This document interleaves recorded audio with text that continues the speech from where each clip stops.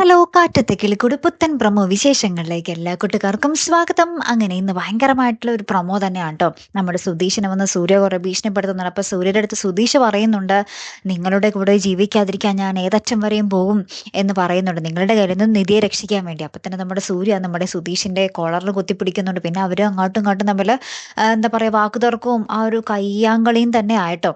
അപ്പൊ അതിനിടയിൽ വന്ന് പോലീസ് ഇടപെട്ടിട്ട് കുറച്ച് കാര്യങ്ങളൊക്കെ ചെയ്യുന്നുണ്ട്. പിന്നീട് നമുക്ക് കാണുവാൻ സാധിക്കുന്നത്, നമ്മുടെ നിധി ആ ഒരു വിവാഹത്തിന് ഒരുങ്ങി ആ ഒരു സാരിയെ കൊടുത്ത് നമ്മുടെ സുധീഷിനൊപ്പം വരുന്നുണ്ട്.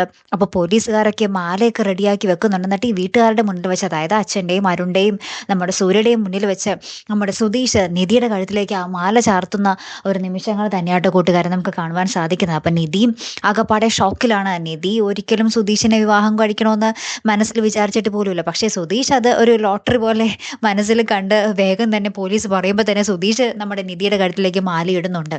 അപ്പൊ ഇനി എന്തൊക്കെ പുകിലായിരിക്കും സംഭവിക്കാൻ പോകുന്നതല്ലേ? കാത്തിരുന്ന് തന്നെ കാണാട്ടോ. അടുത്തൊരു വീഡിയോയുമായി വരുന്നത് വരയ്ക്കും ഗുഡ് ബൈ.